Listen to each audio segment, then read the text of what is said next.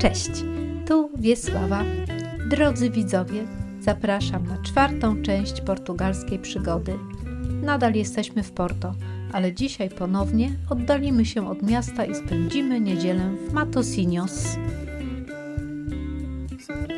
W Porto mieszkamy przy Rua de Vilar, a więc mamy niedaleko do stacji metra Casa da Música, z której ruszymy na dzisiejszą wycieczkę. Matosinhos jako oddzielne miasto istnieje dopiero od 1853 roku. Jest popularnym ośrodkiem turystycznym, ale również przemysłowym. W tej okolicy, dzięki bliskości oceanu i dostępności ryb, już wieki temu produkowano słynny sos garum. W mieście wśród licznych sklepów znajdziemy również Mercato oraz wiele restauracji serwujących dania ze świeżych ryb i owoców morza. Ale dzisiaj nie będziemy zwiedzać miasta ani rozpływać się w kulinarnych rozkoszach. Od razu nasze kroki skierujemy nad ocean na plażę Matosinhos. Zaczniemy od jej północnego krańca, gdzie mieści się grupa wymownych rzeźb przedstawiających zrozpaczone żony i dzieci 152 rybaków, którzy zginęli w katastrofie morskiej na okolicznych wodach w 1947 roku. Plażę Matosinhos i sąsiadującą Leça da Palmeira rozdziela sztuczny port obsługujący duże statki pasażerskie z bardzo charakterystycznym budynkiem, będącym nowoczesną wizytówką architektoniczną miasta. Jest to terminal de Cruzeiros do Porto de Leixões. Budynek w kształcie skorupy morskiego ślimaka, w którym mieści się park naukowy będący częścią uniwersytetu oraz sale służące do organizacji wydarzeń kulturalnych. Ale wróćmy na szeroką, piaszczystą plażę. Już po obrazie umieszczonym na budynku można się domyślić, że znajdujemy się w Mekce miłośników surfingu. Ale znajdziemy tutaj również boiska do siatkówki plażowej, a odpoczywać można również w plażowych kawiarniach i restauracjach. Ogrom plaży robi wrażenie, a warunki do surfowania są dzisiaj bardzo dobre, a więc szkółki szkolą swoich uczniów, a doświadczeni zawodnicy już pływają lub oczekują na odpowiednią falę.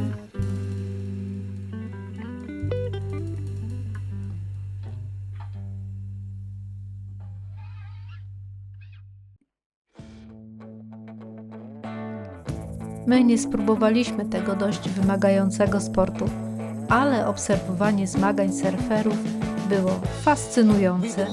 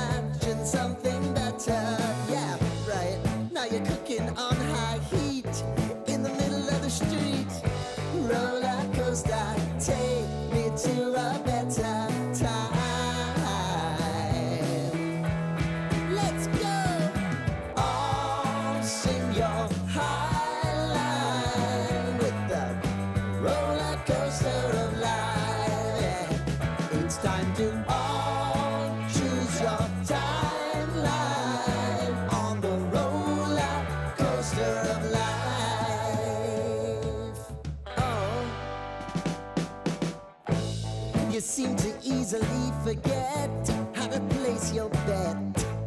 When everyday life gets you down, you gotta steal the crown. Got to own it. Don't bitch and moan about it, please. God forbid you scrape your knees, and it's nothing to sneeze at. Oh, I've told you over and over again. You gotta get both hands around it and make your own plans. Roller coaster, it's taking over, it's about time. Oh, sing your high line on the roller coaster of life. You've got to all timeline with the roller coaster of life. Roller coaster.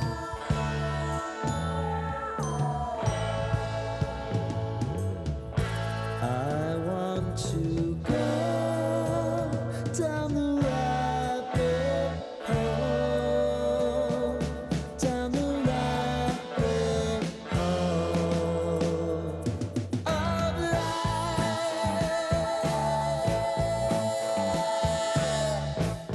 And now it's about to leave. Oh, roller coaster. Oh, roller coaster.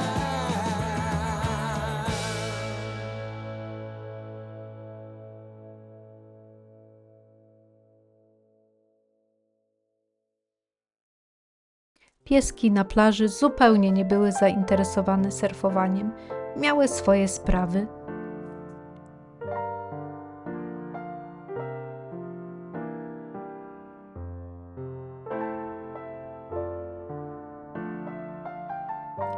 Jest niedziela, ludzie całymi rodzinami odpoczywają na plaży lub obserwują swoich bliskich na falach, a inni chillują w plażowych knajpkach przy kawce lub winku. Zobaczmy, co dzieje się na promenadzie. Krzysiek kupił porcję pieczonych kasztanów, które chrupaliśmy na tle ciekawej instalacji. Jest to dzieło Janet Echelman, She Changes, w kształcie sieci symbolizującej związek Matosinhos z rybołówstwem. A przed nami awenida pełna spacerujących ludzi i czworonogów oraz osób spędzających aktywnie czas na rowerach lub biegaczy.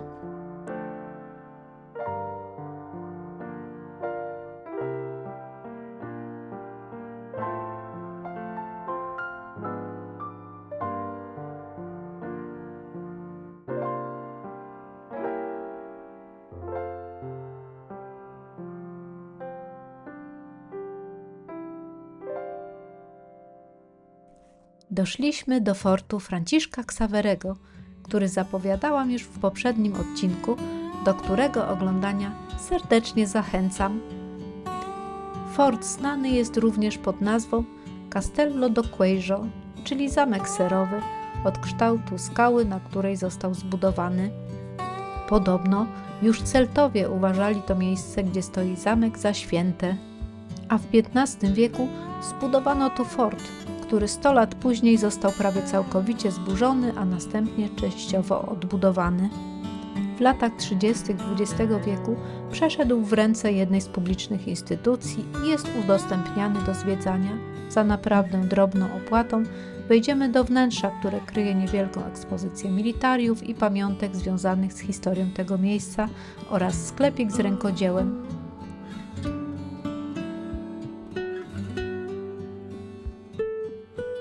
Co prawda nie ma tu dużo do oglądania, ale warto przyjść do tego klimatycznego miejsca, choćby po to, by z murów podziwiać widoki na pobliskie plaże. Ta u stóp zamku, trochę skalista, to Praia do Castello do Queijo.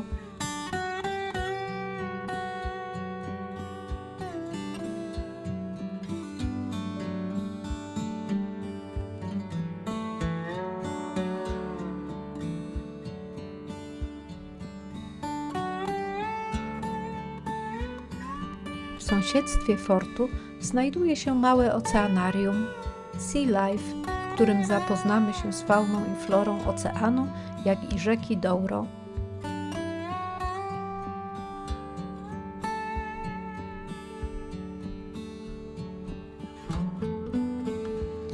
Jak powiedziałam, oceanarium jest raczej kameralne, ale dobrze zorganizowane i dla dzieci jest z pewnością świetną atrakcją z walorem edukacyjnym.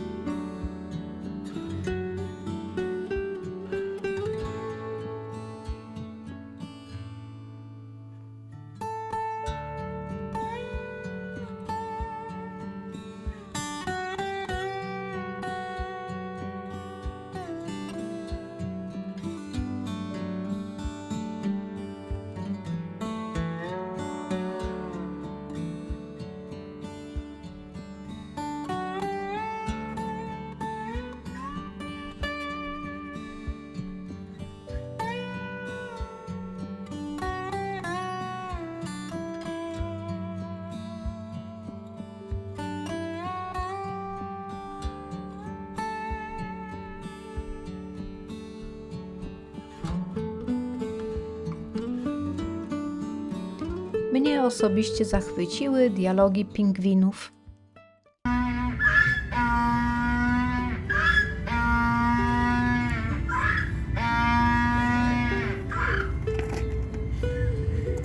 Natomiast na tyłach oceanarium rozciąga się ogromna połać miejskiego parku ze zbiornikami wodnymi i pięknym drzewostanem.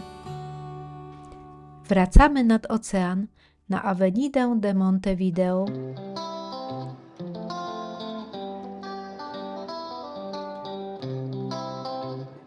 Dalej możemy spacerować przez park lub przy samej plaży betonowo-drewnianą promenadą, obserwując fale rozbijające się o skały.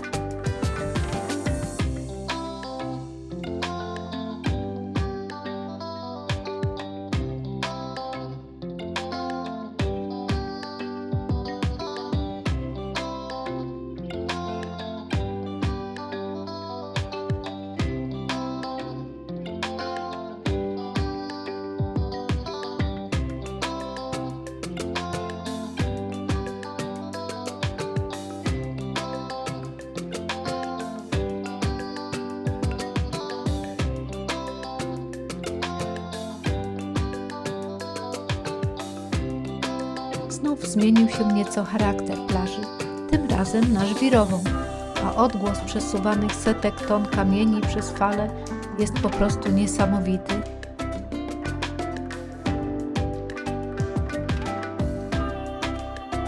Jedna z mijanych plaż, Praia do Homem do Leme, była posiadaczką błękitnej flagi, czyli certyfikatu dla najczystszych plaż.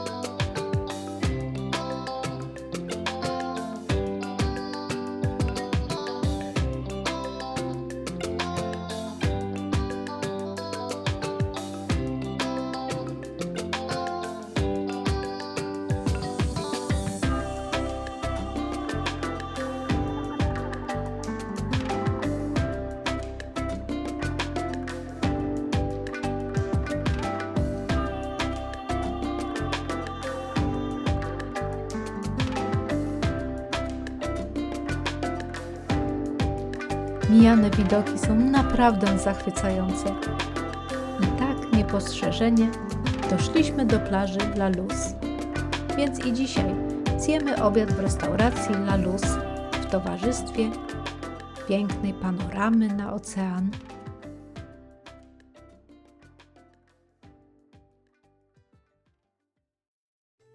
A na talerzach szef kuchni zaserwował wszystko, co pochodzi z tej ziemi i wody.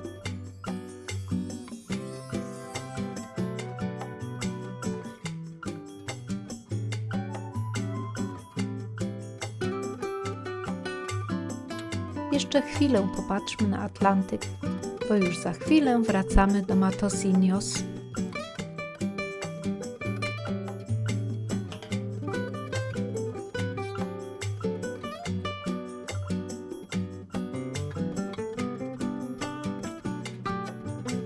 Matosinhos wygląda jakoś inaczej, bo podświetlone jest przez słońce chylące się ku zachodowi.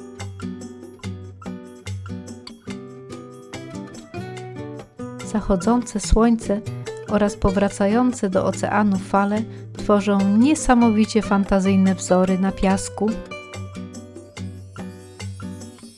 Kochani, bardzo dziękuję za kolejny wspólny odcinek. Jeszcze raz przypomnę, że są jeszcze 3 poprzednie z Porto na kanale do obejrzenia, których serdecznie zapraszam.